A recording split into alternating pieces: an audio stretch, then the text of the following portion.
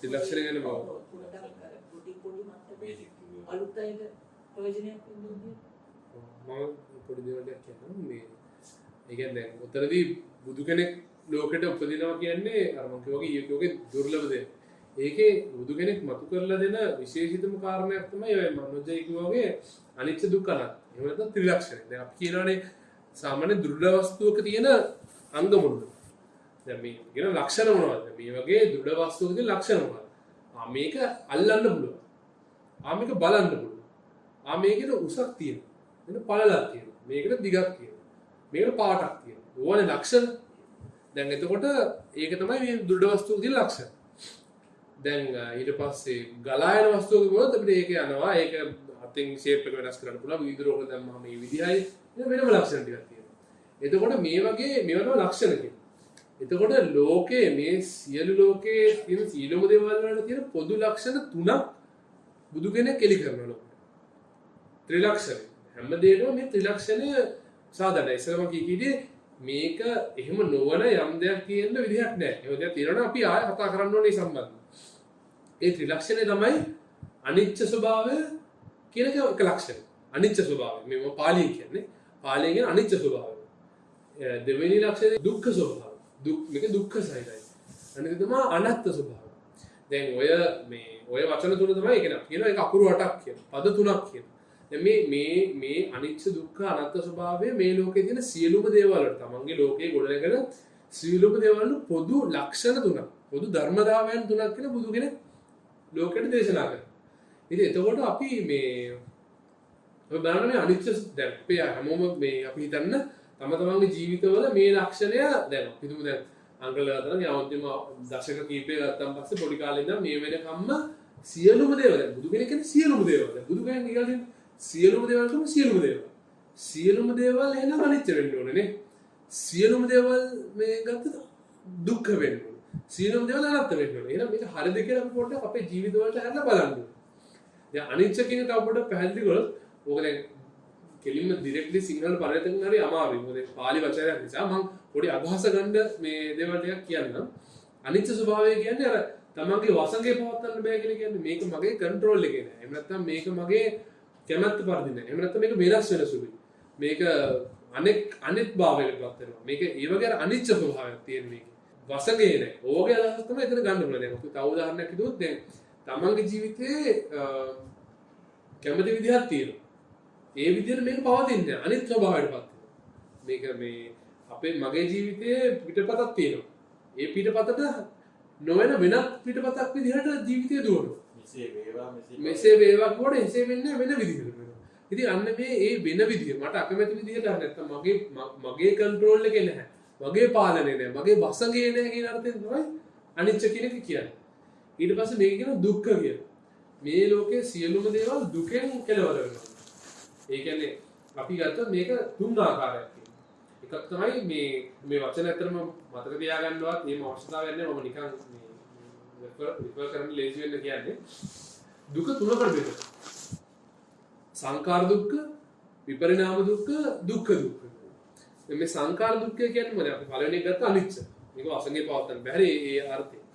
දැන් අද අපි බලන්න මගේ ජීවිතයේ මගේ පුතා මට ඕන විදිහට පැවතුනාද මගේ වසඟේ පැවතුනාද අනෙක් බවකටපත් වුණා මගේ අම්මා මම කැමැත්තෙන් ඉන්න මාතෘක දිගට මිදී කියලා ඒ විදිහට අනෙක් විදිහට වෙනත් තුනක් බැරිුණාද අසනීප වුණාද මොකක් හරි වුණා මගේ ඉස්කෝලේ යාළුවා දැන් කොහෙද ඉස්කෝලේ යාළුවෝ කොහොම අපිට කවුරුත් මතක් කරනවා කවුද ඉස්කෝලේ යාළුවෝ කියලා මතක් කරගෙන ගන්නට මේගොල්ලෝ අනෙක් බවටපත් වෙනවා ඒ කියන්නේ එච්චරටම දැන් ඒගොල්ලෝ නෑ එහෙම සම්බන්ධයක්වත් නෑ ඊට පස්සේ මගේ සිතුම් පැතුම් මගේ ගෙදර මගේ සුරතලා පොඩි ගා මොනවා හරි මේ තමන්ගේ ජීවිතේට මේක දාලා බලන්න ඕන මගේ ජීවිතයේ අනිත්‍ය ස්වභාවයක් ඒ දේවල් වල තිබ්බේ නිත්‍ය ස්වභාවයක් ඒක මේක අනිත් පැත්ත මේක හැමදාම මට ඕන විදිහට තිබ්බද ඕක බලද්දී අපිට ටික ටික තේරෙනවා දැන් අපි අර මේ ඉගෙන ගන්නවනේ මේ දැන් අපි උදාහරණ සරල එයා ගත්තොත් දැන් බුදුහාමුදුරන්ගේම සමකාලීනෙත් තමයි මේ පයිතගර්ස් කියන්නේ පයිතගර්ස්ගේ තියෙන ප්‍රමේයයක් අර ත්‍රිකෝණයක් අරගෙන ඉවල මෙහෙම කියලා.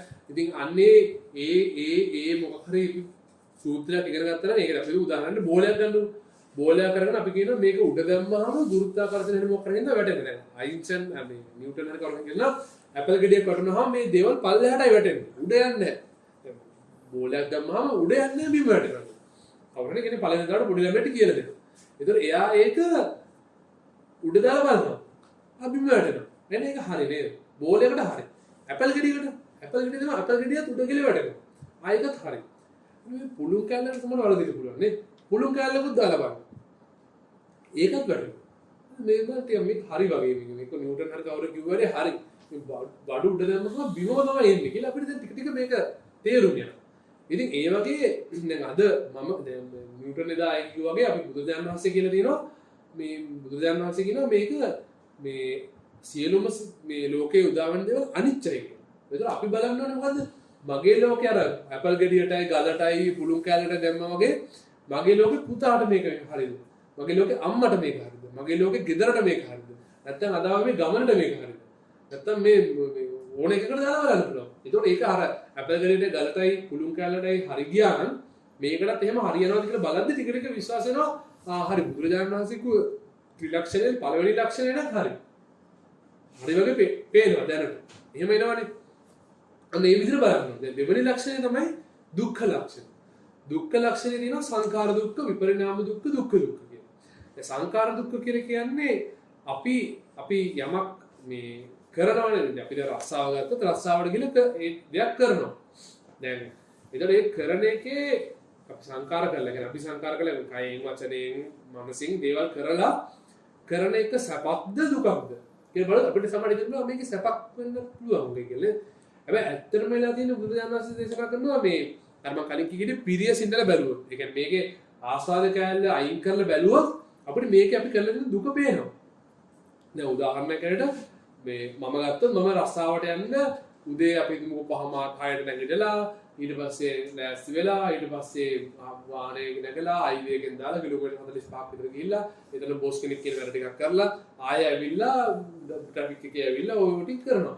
දැන් ඔක සැපද දුකද කොහොමද සමහර මට එකපාරට ඒ දවස්වල තේරෙන්නේ රස්සාව කරන දුකක් කියලා. හැබැයි මගේ ප්‍රිය සිඳලා බලන්න ඕනේ. මගේ ප්‍රියතාවය සිඳලා බැලුවොත් පේනවා දැන් මම රස්සාවට ගියාම මට පඩියක් හම්බෙනවා. අපි පඩිය විතරක් ගමුකෝ. දැන් මට හෙටින් ඉඳන් කියනවා පඩිය දෙන්නේ නැහැ කියලා.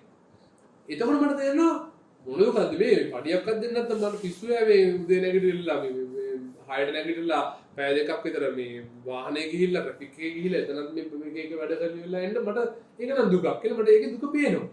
ඉච්චර කල් පඩිය දෙනකන් පෙවුන්නේ නැහැ. දැන් ඔක හරි ලස්සන උදාහරණයක් දේශනාවක් කියනවා මේ අපිට මේ අන්තිමේම මේක තව හොඳට තේරෙයි මේ අපිට වඩා මේ කජු මාළුවක් කන්න කැමති කෙනෙක් කියන උදාහරණයක් කියනවා. ඔන්න දැන් කෙනෙක්ට කජු මාළුවක් කන්න ඕනේ. එතකොට ඒක නා යනවලු දැන් වත්තකට ගිහිල්ලා මේ කජු ගහක් දැකිනවලු දේ නැගලා ඒකට නැගලා පොඩක් සීරිලා එහෙම කොහමද කජු ටික කඩා ගන්නවා. ඊට පස්සේ ගේනකොට කජු කිරි ගෑවිලා ඔහම ඇවිල්ලා ඊට පස්සේ මේක සුද්ධ කරනවා. සුද්ධ කරාම මේකේ දැන් කජු කිරි අතේ ගෑවිලා හරි මේ ප්‍රශ්නේ තියෙන්නේ මේ කජු මාළුව කන්න ඕනේ. තාම මොකුත් ප්‍රශ්නයක් නැහැ. හදනවා. හදලා එදා දැන් මේ රස්නේ දවසක් මේ වගේ දවසක් කිව්වා අපි දැන් මේ ලිපදා විදලා ඕක මේ මදේ අරගෙන මේකට දාලා 3-5 නම්බර දාලා හදලා උනව හදා ගන්නවා. හදලා දැන් ඉවරුනට පස්සේ දැන් මේක හරි හදලා ඉවරයි. පිඟානකට බෙදලා දැන් මේ ඛණ්ඩ අපි අරන් යනවා. අරන් යන හදනකොටම මේ කොල්ලෙක් ඇවිල්ලා මේක උස්සන් දුවන් ගිහලා ඔක්කොම කනවා. ගෑවහම කවුරුන් කොල්ලෙක් මේ මං කන්න හදපු කජු මාළුව උස්සන් ගියා. මේ මම දැන් මේ අර ගෙදර අර අතර ගිහිල්ලා ගහට නැගලා මේ තුවාල කරගෙන කජු කඩලා මෙහෙම ගෙනල්ලා සුද්ධ කරලා මේ කජු කිරි ගාගෙන මේ දාඩිය මේක උයලා ඔක්කොම කරා මේක උස්සන් ගියානේ කියලා එහෙම හිතනවා. ඉතින් එතකොට දැන් කජු මාළුව කෑවනම් මොකද වෙන්නේ? කෑවනම් කියනවා හොඳ වෙලාවට සුනිල් මල්ලයාගේ ගෙදර කජු ගහක් තිබ්බේ නේද? අපි හොඳ වෙලාවට මේ පැත්තෙන් වාහනේ දාන්නේ මට ඔයාට මේ මටයි හිතුනේ මේ පැත්තෙන් වාහනේ දාන්න. කොච්චර හොඳද එහෙමත් හිතෙනවා. ඉතින් එහෙමත් කියන්නේ ඒ කියන්නේ ඒක ඔච්චර වටිනවනේ මේ කාප් එක තුවාල වෙච්ච එක ගානක්වත් නැහැ. මේ අර කජු කිරි ගානක්වත් ගානක්වත් නැහැ. ඉතින් ඒක ඒ පිරිය කජු මාළු කනවා කියන එක තමයි අපි කැමති කෑල්ල. ඒ කැමති කෑල්ලෙන් අර මේ ප්‍රශ්න ඒකේ වෙහෙස 1000 වැහිලා තියෙනවා. ඒතර ඒ පිරිය අයින් කරාම අපිට වෙන 1000ක් තිබිලා තියෙනවා. සංකාර කරන්න 1000ක් විතර තියෙනවා. වෙහෙසක් විතර තියෙනවා. අපි රස්සාව කරන්න වෙහෙසක් විතර තියෙනවා. අඩිය හම්බුනේ එකකින් අපිට ඒක නැති වෙලා තියෙනවා. ඉතින් අපිට තියෙන මේ සංකාර කරනවා කියන දුකක් තමයි. ඒතර අපිට තියෙන දැන් ඒතර අපි ආය දාලා බලන්න ඕනේ මේක මේ බුදුහාමුදුරුවෝ කියන සංඛාර දුක්ඛ කියන දුකක් කියලා දුකක්ද සැපද? අපිට දෙනවා ඇත්තනේ. මම මේ රස්සාවල් කරනවා කියලා මහන්සි වීමකට කරලා තියෙන්නේ. පුතාව හදනවා කියලා මහන්සි වීමක් මේ මහා දුකක් නිදලා තියෙන්නේ. ඒකෙන් පිළියක් තිබ්බ කියන වෙනම කතාවක් වෙන්නේ මහන්සියක්. ඉතින් ගොඩනගාගෙන තියාගන්න මහන්සි වුණා. මේ දැන් සමහරවල් අපි හිතනවා පන්තියේ පුතා පළවෙනියා වුණා නම් හොඳයි. පුතා 10 වෙනියා වෙනවා. දුකයි නෙමෙයි. අපි උත්සාහ කරන්නේ ඒ අනිත් එක. මේ විපරිණාම දුක. විපරිණාම දුක කියන්නේ අපේ මේ සිටුේෂන් එක නැත්නම් අවස්ථාව අපි අකමැති පරිදියට පරිණාමය වෙනවා. අපි අකමැති පරිදියට පරිණාමය වෙනවා. වෙනත් ආකාරයකට පරිවර්තනය වෙනවා. එතකොට දැන් පළවෙනි වෙන්න ඕනේ 10 වෙනියා වුණාම මට හරි දුකයි. දැන් මම අර කජුමවලුව කන්න හැදුවාම කන්න නැතුව කොල්ල උස්සන් ගියාම මට දුකයි. ඉතින් ලෝක දේවල් මේ විපරිණාම ස්වභාවයක් නිසා දුකයි කියන්නේ. එකක් තමයි සංකාර කරන මම වෙහසක් දරනවා, ගොඩනගලා තියන්න වෙහසක් දරනවා, ගොඩ නැගුණු එක වැටුනහම ආය දුකයි. විපරිණාම වුණාම දුකයි. ඉතින් ඒක දුකයිද කියලා මම ආය විමසලා බලද්දී අපිට තේරෙනවා ඔව් නේද මේක දුකයි නේද වෙනස් භාවයකට පත් වුණාම දුකයි ඒකත් දුකයි. බුදුහාමුදුරුවෝ කියන්නේ ඒකත් හරි වගේ. දැන් අර අපල් ගෙඩිය වැටෙනවා වගේ ඒකත් හරි. දුක්ඛ දුක්ඛය. මේ භව පැවැත්මේම තියෙන දුක ගැන කියනවා. දැන් මම කලින් භවයේදී එළුවෙක් වෙන්න ඇති ඊට පස්සේ මැරෙන්න ඇති ආ මේ වාසේ මිනිස්සෙක් කියලා මේ උදේද දුක් කරන මන දුක් ටික විඳිනවා ආ ඊළඟ භවයක් වෙලා දැන් මේ භවෙත් මේක කරගත්ත නැත්නම් ඊළඟ භවයක ආයතන මේ සසර පැවැත්මම දුකක්ද තියෙන්නේ. ඉතින් මේක ඉවරයක් වෙන්නේ නැහැ මේක හරිය නිකන් අර මේ පතුල නැති බාල්දියකට වතුර දානවා වගේ කියනවා. දැන් මම ආසයි රූප බලන්න. මම ආසයි නිවුස් බලන්න. මොන දැන් නිවුස් දාන්න. අද බැලුවා. එහෙනම් මේක හරියන්න බෑ. ඉතින් නෑ හෙටත් බලනවා.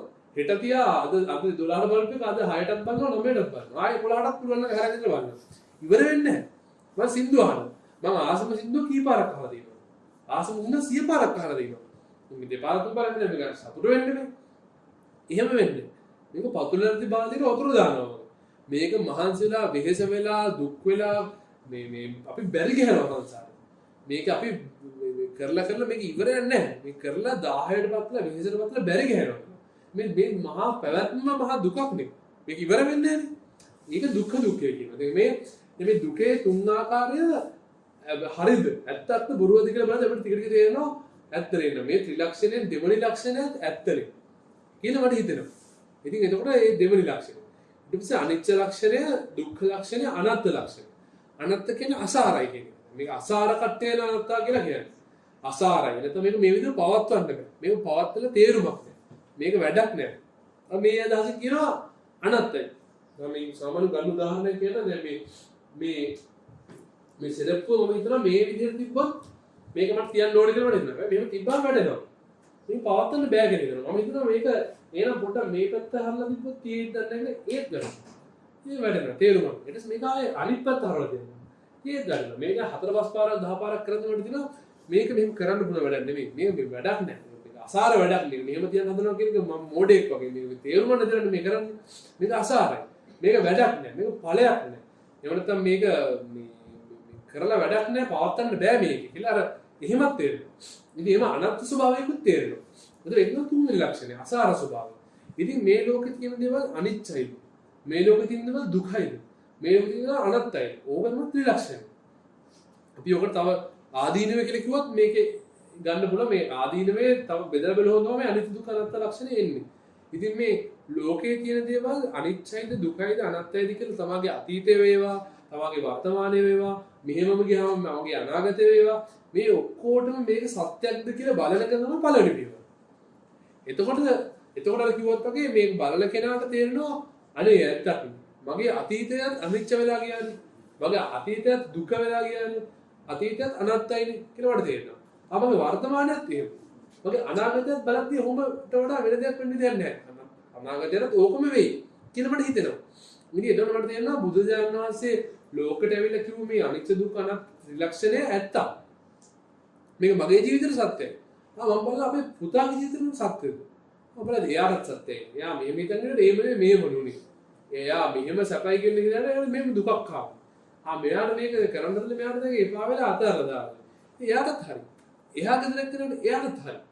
මේ පරණ පොත්වල තියෙන කට්ටියට කිසాగෞතමයට විශාඛාවට අනේ පිළිසිත ඔක්කොම හරිනේ. ඉතින් මේ ලෝකේ බිලියනරක් ඉන්නවා බිලියනරටම හරිද මේක? අපේ ගෙදර ඉන්න බල්ලට මේක හරිද? අර එන දෙවියන්ට මේක හරිද? ඒ ඔක්කොම හරිනේ මේක. ඉතින් එහෙමත් හිතනවා. ඒකට අපි එහෙම හිතද්දී අපිට තේරෙනවා මේ කිව්ව එක සත්‍යයි කියලා. නිව්ටන්ගේ ඇපල් වැටෙනවා කියන එක යම් මට්ටමකට මම විශ්වාස කරනවා නම් ඊට වඩා මේක සත්‍යයි කියලා මට හිතෙනවා. ඉතින් එතකොට මගේ ජීවිතයේ දේවල් දිහා එහෙම බලනවා. අර එහෙම බලද්දී තමයි අර මම කිව්වා වගේ අනේ මෙහෙමත් ලෝකෙක මෙහෙමත් අසාර ලෝකෙක මෙහෙමත් පවත්වන්න බැරි ලෝකෙක මම මේ අනිතර හිංගි හිංසා කර මොකද්ද මම මේ කරන්නේ? අනිතර පීඩාවක් කර මොකද්ද මේ කරන්නේ? බොරු කීකක හොරකම් කර මොනවද මේ කරන්නේ? වැඩක් නැහැ මේ දේවල්. එහෙම කරලා වැඩක් නැහැ. මට මගේ ජීවිතේ මට ඕන විදිහට සාධාරණ වැඩක් කරගෙන යන්න ඇති කියලා හිතෙනවා. ඊට පස්සේ අර ඊයේ කිව්ව දේශනාව වගේ මේ දේවල් තේරෙන්න ගන්නවා. ඉතින් අර ඇත්තටම කරන්න ඕනේ මේ ලෝකයේ ඇත්ත ස්වභාවය බුදු කෙනෙක් ඇවිල්ලා මේ දුර්ලභ අවස්ථාවකදී මතු කරනවා කියනවා. ඒ මතු කරාම දැන් ඕකේ අපි හිතමු හෙට අපිට කම්මැලි හිතුණා කියලා. ඔය කිව්වා තමයි පුතා මේ කිව්වට මට මේක අද ඕක බලන්න බැරි හිතුණා කියන්නේ. ඒක බලන එකේ වැදගත්කම තමයි මේක ඇහෙන්නේ ගොඩක් දුර්ලභ. දැන් ඕකට පොඩි උදාහරණයක් කිව්වොත් මේ අපිට කලින් ගෞතම බුදුරජාණන් වහන්සේ කලින් හිටිය කාශ්‍යප බුදුහාමුදුරනේ. කාශ්‍යප බුදුහාමුදුරන් කාලේ අවසාන කාලයක් ආවා කියලා මහරහතන් වහන්සේලා හිටියලු. ඉඳලා උන්වහන්සේලා රජුරවන්ට කිව්වලු මේ රජතුමනි අපි බණක් කියන්න උන්වහන්සේට දෙයක් කියන්න. රජුරෝ කියනවා මේ නෑ වල අවශ්‍ය නැහැ මේ වෙලාවේ මේ වෙන වැඩ තියෙනවා. එම් කියලා රජුරෝ කියනවා. කිව්වට පස්සේ රහතන් වහන්සේ කියනවා වන්නේ ප්‍රශ්න නැහැ කියලා. දැන් එම් කියලා රජුරෝ දැන් ඒ කාලේ ආයුෂ වැඩිනේ. 20000 දුකද කියනවා ආයුෂ. රහතන් වහන්සේලා පොත්ලා පිරිනමන පාලා දැන් රජුරුවන්ගේ වයස දැන් අවුරුදු 19000ක් කර ගියක් කර වෙන්න ඇති. මේ වුණාන් පස්සේ රජුරුවන් දැන් දෙන්නවා දැන් පොණ්ඩේ වාසයට ගිහිල්ලා මේ දැන් පොඩි මැරෙන්න ළඟයි දැන්. රජුරුවන් හිතනවා දැන් මගේ ශාසනේ බුද්ධ ශාසනයකුත් තිබ්බනේ මේ කාලේ. දැන් බුදු කෙනෙක් මේකට උත්තරේ හෙව්වනේ. දැන් මේ මට එදා රහතන් වහන්සේලාත් මේක කිව්වා. මෙන්න කියන්නේ මම මේ හොයන්න ඕනේ කියලා හොයනවා. හොයාගන්න නෑ. රජුරුවන් කියන වැඩි මට ලොකු දේවල් ඕනේ මට බුදු මුවෙන් පිට වෙච්චි පද හතරක් හොයාගත්තා නම් ඒක හරියට ලොකු දෙයක් කියලා කියනවා මේ මහායාමට දෙන්න කියනවා. මහායාමති මේ ඇත අපිට මේ වස්තුව පටවන්න කියනවා. පටවලා පිටත් කරලා ඔයත් යන්න කියනවා. ගිහිල්ලා පාරක් ගන්න ගිහිල්ලා බුදු මුවෙන් පිට වෙච්චි peeli හතරක් දන්න කෙනෙක් ඉන්නවනම් මට මාගාට එක්කන් දෙන්න කියනවා. ඊට කලින් ඒ කෙනාට මේ වස්තුව ඔක්කොම දෙන්න කියනවා. දීලා යවනවා. අනේ ඉතින් පාරවල් ගන්න යනවලු. ගිහිල්ලා මාසයක් ගිහිල්ලා මාස ගානක් ගිහිල්ලා මහායාමති හිස්සතින් එනවලු දේවයන් වහන්සේ මම මෙච්චර මහන්සිලා කරා එහෙම වචන peeli හතරක් නම් දන්න කෙනෙක් මට හම්බුන්නේ නැහැ කියනවා. එහෙම කෙනෙක් නැහැ දැන් කියනවා. ඉතින් අනේ මේ භාණ්ඩාකාරයකට මේ වස්තුව දාලා මේගොල්ලෝ ඉතින් ඉන්නවලු. මොකද කරන්නේ? ඉතින් ඒ බුදුමුවින් පිළිතු වචන හතර දැන් මේ අද කතා වුණානේ මේ ත්‍රිලක්ෂණය කියලා. මේ ත්‍රිලක්ෂණය ඇහෙනවා කියන එක එච්චර දුර්ලභයි. ඒක පස්සේ කාලෙක නම් අහන්න බෑ. පස්සේ කාලේ අර කිව්වා වගේ බලන්න වෙන්නේ මේ අපි කිව්වනේ මේ දෙවියන් වහන්සේ කියනත් මේක හරිය නැත්නම් මේක තමයි විදිහදී මොකද කරන්නේ මරණ ජීවිතේ සැප දුක සමබර වේ මොනවා හරි කිව්වේ අපිට මොනවා හරි තමයි හිතා ගන්න වෙන්නේ. අර කිව්වා වගේ සමහරට අපිට අපි නම් යුරෝප් ට්‍රිප් එකක් ගිහලා බලමු. අපි නැත්නම් මේ මොනවා හරි හොඳ පාටියක් දාලා කාලා බීලා බලමු. එහෙමත් හිතනවා. එහෙම ඒකට හරියන්නේ. ඒ කාලේ මොනවා හරි වෙන විදිහක් හොයාගන්න වෙන්නේ. ඉතින් මේ අර අවුරුදු මිලියන බිලියන ගානකින් අවුරුදු 5000යි මේක ඇහෙන්නේ. ඒක හරි දුර්ලභයි. ඉතින් ඒකම හිතන්න වටිනවා කියලා මේ මූලික ධර්ම කාරණා ටික ඉස්සෙල්ලා හිතන්න පටන් ගන්නවා. අපි දැන් අපි අහලා තියෙනවා මට වඩා ඇත්තටම මේ දැන් අංගලාන්ඩිලා ගොඩක් කටි අහලා ඇති ධර්මය. ඉතින් ඒ ධර්මය ඇත්තටම ඒක ඒ ධර්මය අහලා තියෙන එක මම ජීවිතේට ගන්න නම් මම ඉස්සෙල්ලා මේ ත්‍රිලක්ෂණය ඇත්තක්ද කියලා බලන්න ඕනේ මගේ ජීවිතේ. මම මේ දේවල් අල්ලන් ඉන්නවා මේ අපි හිතමු දැන් භෞතික වස්තු දිනවනේ දූ දරුවෝ මේ වින්දාරු සාම්පුරුෂයෝ රතු පිටි ඊට පස්සේ ඉඩ කඩන් ඔය වෙල්ල අයවල් අරවත් නෙමවද තනතුරු මගේ රස්සාව මගේ සමාජ තත්ත්වය අනම්මන දිනවනේ මේ ඔක්කොම එකක් නෑ දාලා බලන්න. බුදුදහමේ තියෙන ආශ්චර්යය ඒකයි.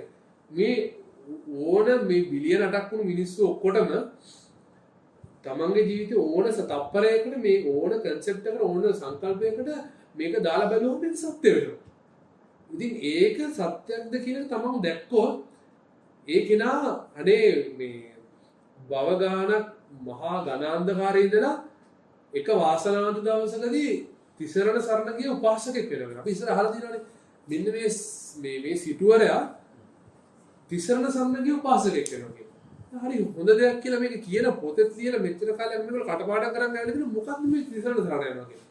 අපි තිසරණ සරණ යනවා හැමදාම උදේට කියලා මම බුද්ධ සරණ ගච්ඡාමි කියනවා ධම්ම සරණ ගච්ඡාමි කියනවා සංඝ සරණ ගච්ඡාමි ඉතින් මමත් තිසරණ ඕක ඔච්චර අමාරු වෙලද පොත්වල ලියන්න තරම් පුත්‍රලි යන්ත්‍ර වටින දෙයක් මේක.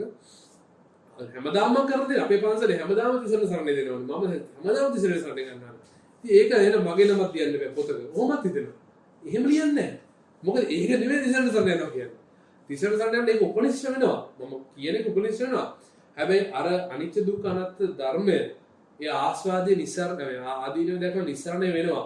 අනේ මේ 10 සංසාර කින්නෙන් සංසාර කතරෙන් මට නිවීමක් දෙන එකම සරණ එකම පිළිසරණ කියන්නේ නැත්තිමේ සරණන් නම් දැන් බුද්ධෝමේ සරණන් වරා. බුදු කෙනෙක්ගේ සරණ යරෙන්න මට අන්සරණක් නම් නැහැ. ඒ භවය උද්ද කරන විදිය කියලා දුන්නු බුදු කෙනෙක්ගේ සරණ යරෙන්න මට තව සරණක් නම් නැහැ. අර අපි කිව්වේ නිස්සරණ වෙනවා කියලා කියන්නේ අනිත්‍යව නිස්සරණ වෙනවා බුද්ධ සරණ යනවා. ඒ ශ්‍රී සද්ධර්මයේ සරණ යරෙන්න මට වෙන සරණක් නැහැ. නැත්තිමේ සරණන් නම් ධම්මෝ මේ සරණන් වරා.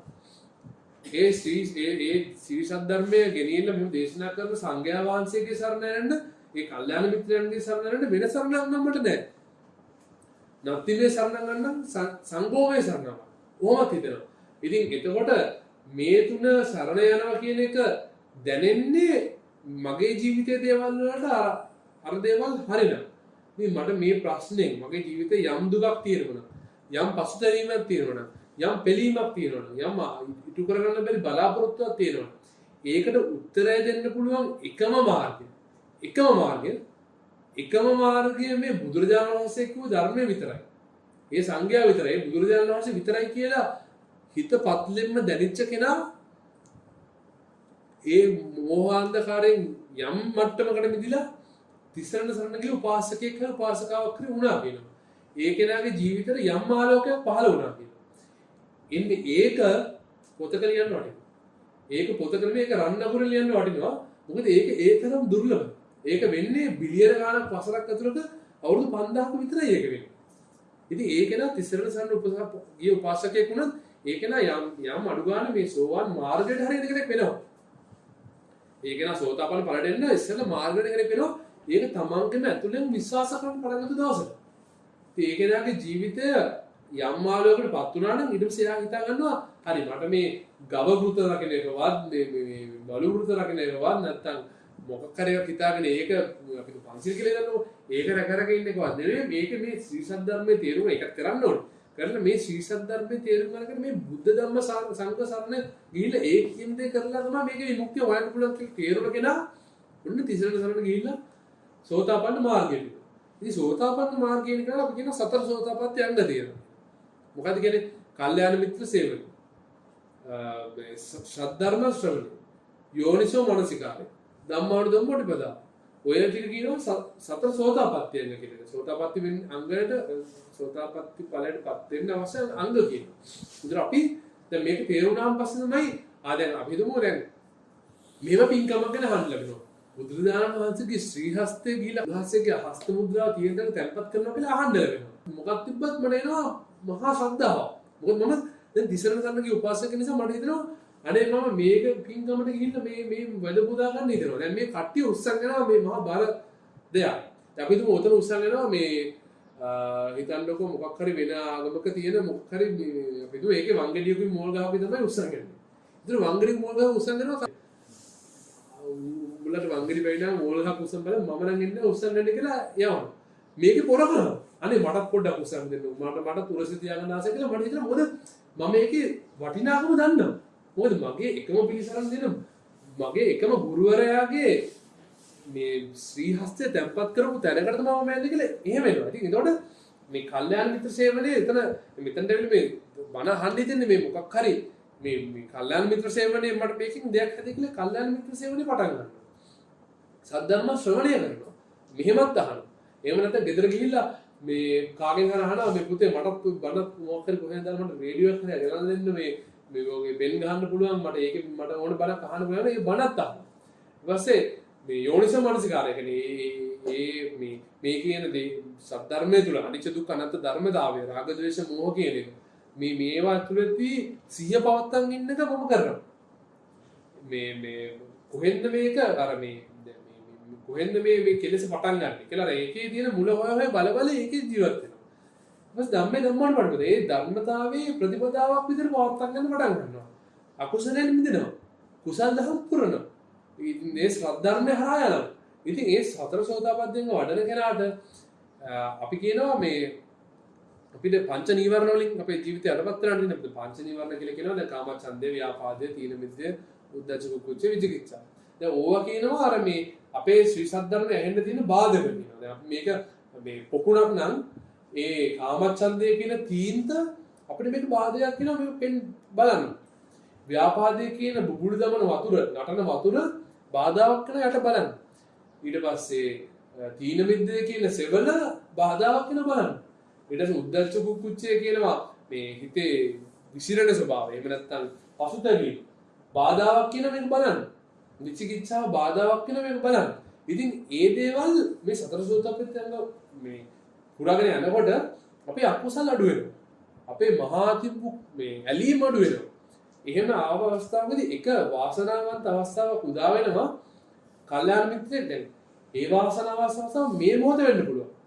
මැයි පළවෙනිදා උදේ 11ට හරි කීට හරි වෙන මේ මොහොත වෙන්න පුළුවන්. අර මහා අන්ධකාරයේ ගිහිල්ලා යම් කුඩා අරුණෝදයක්, ඒ කියන්නේ තිසරණ සරණ ගියා කියන අරුණෝදයක් ඇවිල්ලා ඒ වාසනාවන්ත මොහොත, ඒ සෝතාපන්න වෙන ඒ උත්කෘෂ්ඨ මොහොත මේ මොහොත වෙන්නත් පුළුවන් කෙනෙක්ගේ. ඒ කෙනාගේ කාමච්ඡන්දය යටපත් වෙනවා කියන ඒ වෙලාවට. ව්‍යාපාදය තීන්ත නැති වෙනවා කියන. ව්‍යාපාදය නැති වෙනවා කියන. මේ යටපත් වෙනවා කියන. තීන මිද්දේ යටපත් වෙනවා කියන. උද්ධච්ච කුච්ච යටපත් වෙනවා කියන. දැන් ඒ අවස්ථාවේදී මේ වගේ බාධක එන්න පුළුවන්. දොරක් පැහෙන්න පුළුවන්. දැන් මේ සසරේ පව් කරලා තියෙනවානේ. අපි දැන් වෙන කෙනෙක් මේ සෝතාපන්න මොහොතේදී මේ සමහරට මොනවා හරි බාධක කරන්න පුළුවන්. එතකොට අන්න එතකොට මේ හිත විසිරෙන ස්වභාවයක් එන්න මොනවා හරි වටපිටාවේ මිනිස්සු කෑ ගහන්න පුළුවන්. ඉච්චර මේ දැන් මෙච්චර වෙලා කෑ ගහන්න නැත්නම් මේ වෙලාවේ මිනිස්සු කෑ ගහන්න පටන් ගත්තා ඒ කර්ම ඵලයට වෙන්න පුළුවන්. ඉතින් එතකොට එහෙම අපි ඒක දැනගෙන මෙහෙම එතනත් වඩනවා. මම මේ කල්යාණ මිත්‍ර සේවනයේ සද්ධර්ම ශ්‍රවණය මේ යෝනිසෝ මනසිකාරය මෙතනදී මගේ හිත කොහෙද ගියේ? එතකොට ඒක නැති වෙන්නේ කොහොමද? ඒකට හේතුව මොකද කියලා එතනත් වඩනවා. ධම්මේ ධම්මාට පටපද වඩනවා. එතකොට එහෙම කරන්නේ මගේ හේතුව ඒකට පිළිලා නැත්නම් ඒක එන්නේ නැහැ. හැබැයි ඒ හේතු පිරිච්ච වාසනාවන්ත මොහොතක් ආවනම් මේ උතුම් මොහොතේදී ඒක වෙන්න පුළුවන්. ඒ කෙනාට තේරෙනවා අනේ මේ කියන ධර්මතාවය ඇත්තක් නේ. මේක ඇත්තම ඇත්තක් නේ. කියලා ඒ කෙනා සෝතාපන්න මාර්ගයේ ඉක්මවලා ඒ සතර පායෙන් මිදුණු උතුම් සෝතාපට්ටි ඵලයට එන්න අර මේ කාමච්ඡන්දයටපත් වෙලා, ව්‍යාපාදයටපත් වෙලා, තීන මිද්දයටපත් වෙලා, උද්ධච්ච කුක්කුච්චයටපත් වෙලා, විචිකිච්ඡාවටපත් වෙලා බිඳු වෙච්ච මොහොතක කල්යාණ මිත්‍රයෙක්ගෙන් ඇහෙනවා ශ්‍රී සද්ධර්මය. ඒ අනිත්‍ය දුක්ඛ ත්‍රිලක්ෂණය ඇහෙනවා. ඒ ආස්වාදයේ ආදීනව දක්වම නිස්සරණ වෙනවා කියලා ඇහෙනවා. මේ ලෝකයේ හේතුන්ගෙන් හටගන්න ඵලයක් කියන එක ඇහෙනවා. මේ ලෝකයේ හේතු නිරුද්ධයෙන් ඵලය නිරුද්ධ කරන්න පුළුවන් කියන ශ්‍රී සද්ධර්මය ඇහෙනවා.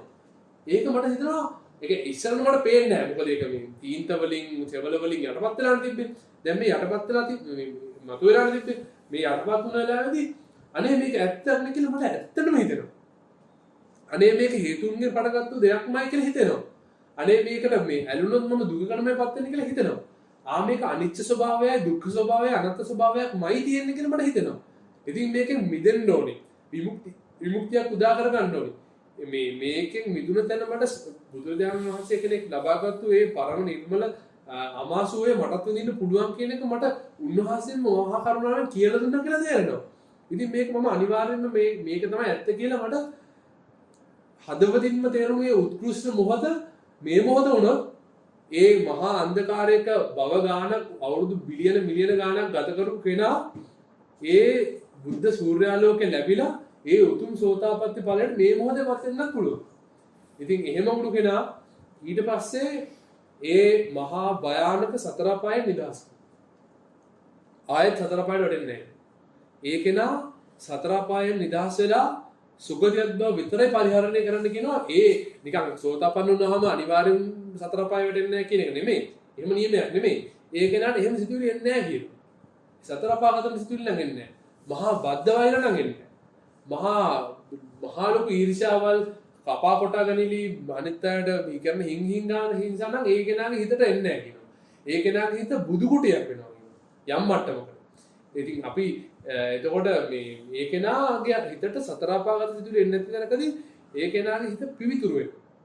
ටික ඒ කෙනාට ඒ සිතුවිලි බහින්න නැති ගානට හිත හැදෙනවා. අපි තුමුකෝ සතර අපාගත සිතුවිලි බහින්නේ ගඩොල් දාන සයිස් එකේ මේ සිදුරු වලට කියලා. දැන් ගඩොල් දාන සයිස් එකේ හිතුරු ඒ කෙනාගේ හිතට එන්නේ නැහැ කියනවා. පොඩි සිදුරු කර මල් පැල හිටවන චූටි හිතුරු විතරයි එන්නේ.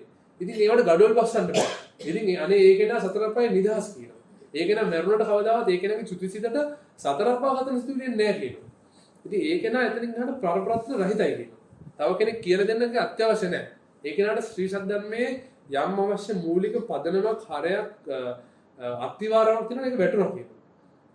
ඒ කෙනා ඊට පස්සේ හිමින් සැරේ තමන්ගේ වේගෙන් මේ ගමන යනවා කියනවා. ඒ ගමන යන කෙනාට අනිවාර්යයෙන්ම නිවන කියන එක දුකෙන් මිදෙනවා කියන එක අනිවාර්ය ධර්මතාවයක් කියනවා බව හතක්. හරි කීයකද හරි ඒ කෙනා වෙනවා කියනවා. ඉතින් අර ඒ උතුම් සෝතාපට්ටි ඵලය ලැබනවා කියන එක ඒ තරම් දුර්ලභයි, ඒ තරම් වටිනවා සහ වාසනාවකට මේ කාලෙදි කරන්න පුළුවන් දෙයක්. ඉතින් අපි හිතන්න ඕනේ අපි කොතනද අපි ඉන්නේ? මගේ දැන් තිසරණ සරණ ගිය උපාසකයෙක්ද මම? උපාසිකාවක්ද මම? මම සෝතාපට්ටි මාර්ගයේ යන උපාසකයෙක්ද උපාසිකාවක්ද මම? නැත්තම් මම මේ ශ්‍රී සද්ධර්මයෙන් මගේ පංච නීවරණ යටපත් වෙච්ච වෙලාවකදී මට මේ ශ්‍රී සද්ධර්මය ඇහිලා සෝතාපන්න වුණු උපාසකයෙක්ද දැන් මම? උපාසිකාවක්ද දැන් මම? ඉතින් එහෙම වුණා නම් Tamanටම තේරෙනවා මගේ හිතේ නම් දැන් මෙහෙම දේවල් පළපදියම් වෙන්නේ නැහැ නේ කියලා මට ටික දවසකම තේරෙනවා. ඉතින් එතකොට ඒක නා ඒ උතුම් සෝතාපන්න ඵලයටපත් වුණා කියනවා. ඉතින් ඔය ඇත්තටම අර සුනිත සෝපාක අවුරුදු 7න් විශාඛාව අවුරුදු 7න් සෝතාපන්න ඵලයටපත් වුණු ඒ මූලික ධර්ම කාරණා ටික ඔය ටික ඇතුලේ තියෙනවා. ඔය ටික ඇතුලේ ඒ ටික තියෙනවා.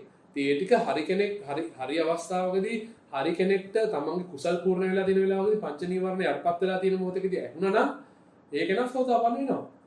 ඒක ධර්මතාවය. ඉතින් ඒක තමයි අපි මේ ඇති කරගන්න අපි කෙනෙක්ට ඒ ධර්මයේ සෝතාපන්න වෙනවා නම් ඒ උතුම්මස්ස උදා වෙනවා. එහෙම වුණ නැත්නම් අපි තේරුම් ගන්න ඕනේ අපේ පංච නීවරණ යටපත් වෙන්න, අපේ කුසල් යටපත් වෙන්න, අපේ මහා බැඳීම් අඩුවත් වෙන්න අපි ඒව කරගෙන යනකොට අපි කවදා හරි දවසක තිසරණ සරණ යයි. කවදා හරි දවසක මම සෝතාපට්ටි අංගවලටයි සෝතාපට්ටි මාර්ගයටයි ඵලයටයි. ඉතින් ඒ මාර්ගයේ මම යනවා කියන එක තදින්ම හිතට ගන්න ඕනේ. බැරි වෙලා හරි තවමත් සෝතාපන්න වෙච්ච නැති කෙනෙක් මේ කාමර ඇතුලේ ඉන්නවා නම් තිසරණ සරණේ ගිහිල්ලා ඒ යන මාර්ගයට මම පිළිපන්න වෙනවා. ඒ මාර්ගයට යනවා කියන එක මම මේ අපි හිතන්න ඕනේ. ඒ වගේම මෙතන ඊට අමතරව තව දෙනවා මෙතන මේ ආර්යයන් වහන්සේලා වැඩම කරලා ඉන්නවා. පෙනෙන නොපෙනෙන ලෝකවලින් මේ උතුම් කල්යාණ මිත්‍රවරුන්ලා ඉන්නවා. එහෙම යම් කෙනෙක් මේ අවස්ථාවේදී ඒ උතුම් සෝතාපන්න ඵලයටපත් වුණා නම් තව කෙනෙක්ට ඒ සෝතාපන්න ඵලයටපත් වීමට හේතු හැදෙන්න අවස්ථාව උදා වෙමින් පවතිනවා නම් මෙතන ඉන්න සියලුම ආර්යයන් වහන්සේලාගේ මහා කරුණාවක්, මහා වීර්යයක්, මහා මෛත්‍රියක් ඒ සෝතාපන්න ඵලයටපත් වෙන්න සිටින සියලු දෙනාමටම ඒකට හේතු හදමින් සිටින සියලු දෙනාටම සහ මේ මොහොතේදී ඒ උතුම් සෝතාපට්ටි ඵලයට යම් කෙනෙක්පත් වුණා නම් ඒ යම් කෙනාපත් වීම පිළිබඳව ඒ සාදුකාරය, ඒ මහා මෛත්‍රිය, වීර්ය, කරුණාව ඔබ සියලු දෙනා වෙනුවෙන්ම ලැබෙන්න මා සංසාරය කළ යම් වීර්යයක්, කරුණාවක්, යම් පාරමිතාවක් වෙනම් එයත් ඒ සියලුම දෙනාට මේ මොහොතේදී ලැබෙන්න කියලා අපි සියලු දෙනාම එකසිතින් ප්‍රාර්ථනා කරමු.